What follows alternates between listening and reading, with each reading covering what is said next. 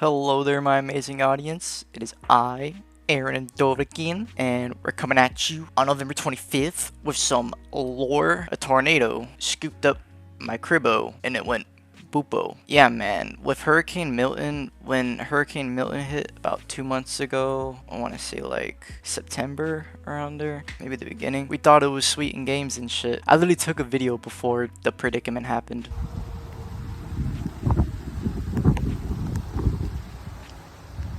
Yeah, man, like, growing up in Florida, we've always had tornado warnings, but there's never been fucking tornadoes, bro. I mean, maybe like little water spouts here and there, but never no fucking F3, dog. Not some shit from fucking Kansas, goddamn Tornado Alley. Like, what the fuck? On this fateful day, we were streaming Dark and Darker. Out of nowhere, dog. Out of fucking nowhere. Like, when they tell you the change of pressure and like the air when you're in a tornado, they're not lying, bro. Like, I guess my brain wasn't processing what was happening at the second. Like, I even said in the stream, bro, I feel the vibrations, dog.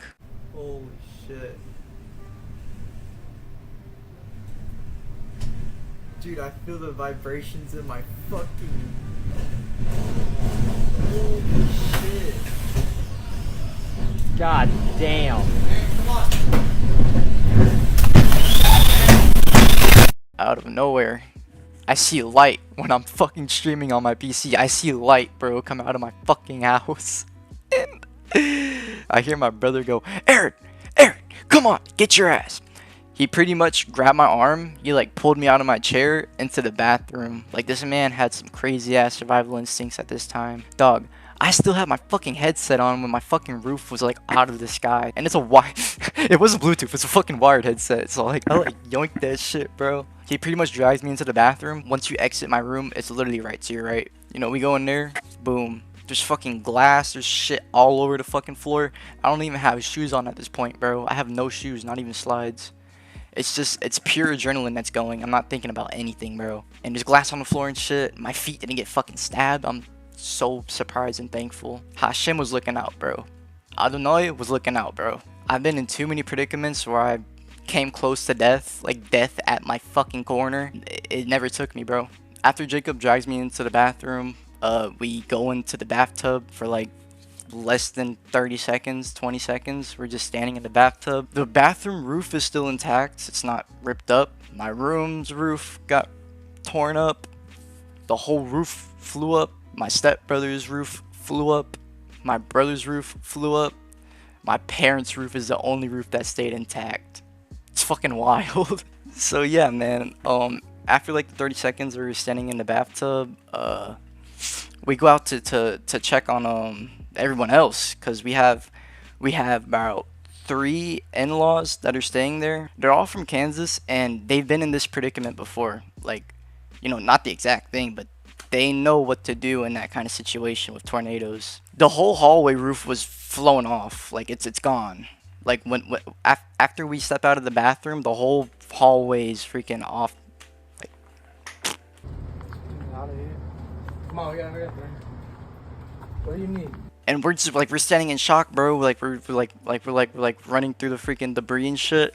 Still don't know how my feet didn't get stabbed by the fucking glass on the floor. It was fucking insane. Like, thinking about it, it's making me think that it's unfucking believable that shit happened. So yeah, boom. We check on everybody. They're all up in the laundry room. The laundry room stayed intact. The roof and everything was still there. It was all good. I forgot to tell y'all, bro.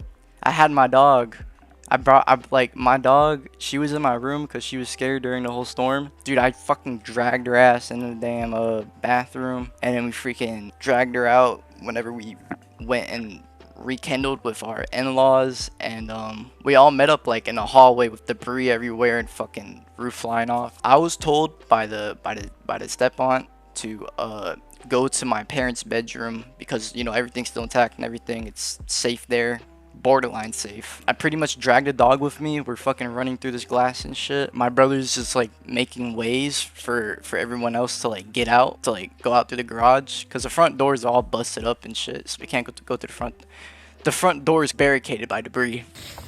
My daughter that lives in Kansas, So we can't go through the front door because it's all barricaded. But the scariest part about the whole thing, bro, when our roofs came up and everything, when the whole thing happened, I thought in my head, I thought it was gonna keep going. Like, I thought another tornado was gonna hit us and we were gonna get sucked up out of the house. Paramedics and firefighters were there too, clearing shit. I didn't even tell y'all, bro. When I first came out of my room, like when Jacob first pulled me out, a part of the hallway fell down, bro, and it like stopped like right here. It didn't stop.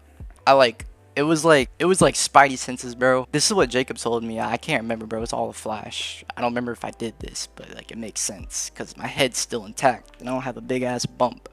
But he told me that whenever I saw the platform falling down, I held it up and I just like ducked out of the way. It wasn't like it wasn't heavy, bro. Like if that shit was heavy, like I would have been fucking smushed. But still, bro, like that shit smacks you. That could be a fucking concussion. So whenever we go out the garage, everyone's safe and shit in the driveway. The paramedics come and see me. They're like, "Are you okay?" Dude, it was so badass, bro. Well, dude, I can't fucking say that. Is so fucked up to say. What happened after was so badass. There you go. My dad, like he works for the government in my city.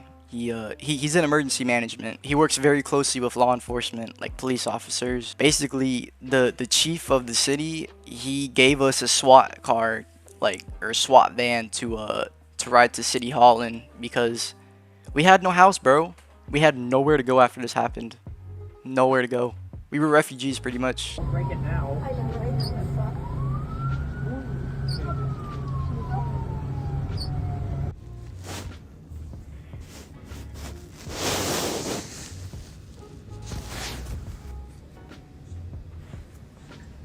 So we stayed at City Hall. We bunked there for like 5 days, 4 days. It's kind of like summer camp, bro. Like even the in-laws stayed with us like when we were there. It's just like blown up inflatable mattresses. That's all they were. It was like 8 of them in there, like 6 of them. It was pretty cool, bro. After that, we stayed in a temporary home for like 2 weeks. It was pretty nice. After that temporary home, we moved into this place. It's in a whole different city. I mean, it's not far from where I used to live. It's a little 20 minutes out, but it's pretty cool, man. Insurance is covering a good amount of it, obviously, but my dad says that we're still taking a fucking fat loss from it. We made a GoFundMe, and I appreciate everybody with my full heart and like pledge, bro. Like that's literal love, bro. The fact that this many people, like, we've raised almost $9,000. The fact that this many people went out of their way to look out for us, it makes me feel like I'm appreciated. It makes me feel loved. I appreciate everybody that takes 5 minutes out of their day, 10 minutes out of their day just to hear me yap. It brings me such joy to see comments, man, and just to interact with people, bro. Like, yeah, bro. I've been praying since that predicament happened, and it was rough. It was rough. The first 2 months, it's probably, time is out of my fucking head. It's only been 2 months or 3 months since it happened, but the first 2 months, pretty fucking depressing. I didn't have a car for a good month. Y'all can see it right here, my little Volkswagen Passat, bro. I fucking love the turbo in that bitch. I'll be going, it's looking up. It's looking a lot better. I appreciate you sexy motherfuckers tuning in. I hope to see y'all more. Subscribe to Goon. That was not with confidence.